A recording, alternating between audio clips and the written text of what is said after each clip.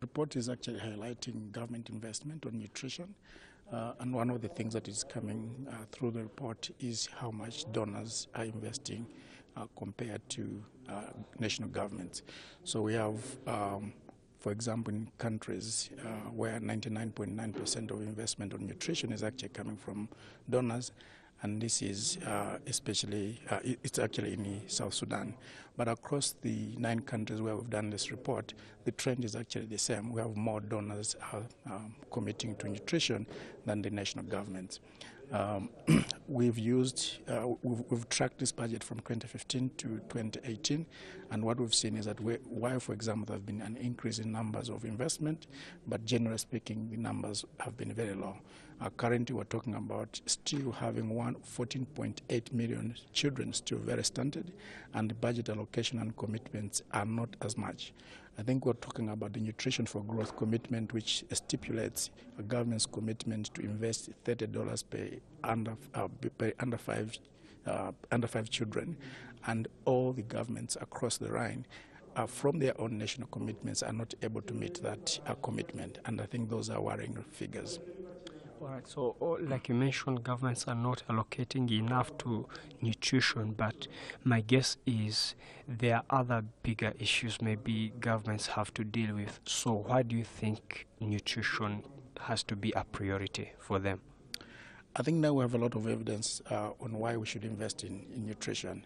Nutrition now has implications on the national development, on social and economic development of a country.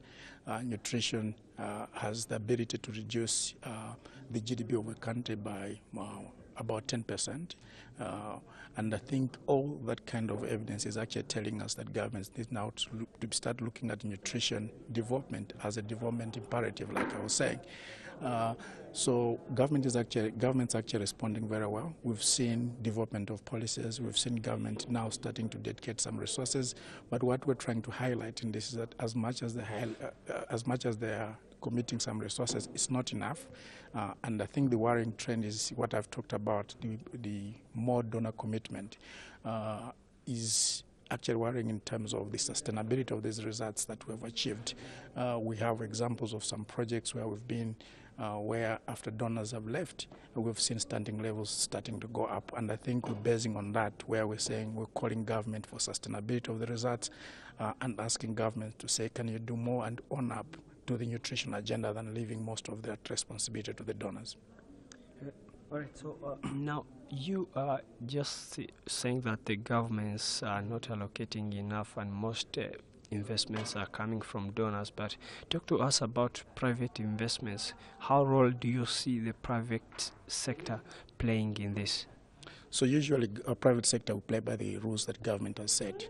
What this report actually tells us is about government setting up the enabling environment so that even private sector is able to play within the rules and regulations that government has played. So we're really calling on government to ensure that, I think if we're talking about creating an enabling environment, we have all the policies that we need. We have all the regulations, for example, that are there, including, for example, policies that ban junk food, which are extremely detrimental to the nutritional outcomes that we're trying to achieve in the continent, but also including the fact that private sector is a critical player in this field. So when it comes to coming up with a shared vision on nutrition, the private sector is needed to be around the table and be part and parcel of the discussions. I think so far what we've seen is, as much as the SUN movement encourages private sector to come around the table, their participation in different countries has been different. And I think the conclusion is that I think private sector could do more in coming to this round table so that they know what is the vision of the country on nutrition, and then they would be able to align their policies and their marketing strategies to the vision of the country on nutrition. Right, so according to your report, like you mentioned, there are policies in place, but they are not being translated into implementable actions. So what's the way forward? I think what we need to do now is to appreciate the role of nutrition, because the moment you appreciate the role of nutrition on national development, then you will not be able to push nutrition on the sidelines. So we've seen that evidence growing in terms of the importance of nutrition, and that has been evidenced by a lot of political support. What we need to do now, because generally, I think the planning around nutrition was left, for example, in some countries under the Ministry of Agriculture and others under the Ministry of Health, and there hasn't been that understanding, shared understanding between the planning guys, who are usually the Department of Economic Planning, and the implementers on the ground, who are actually Ministry of Agriculture, Ministry of Health. So one of the things that can really help us bridge that gap is shared planning, so that the department of the planning department knows exactly what is expected of them from the nutrition and also the health sector. So that harmonized planning and collaborative way of working is what can help us push up this agenda within national development planning process. All right. Finally, you are urging governments to increase budget allocation to 3% of the national budget by the year 2021, if I recall. So how hopeful are you that the governments are going to heed your call and give nutrition a bigger slice of their budgets? So currently, the average is at the average within 9 countries is at 0.54.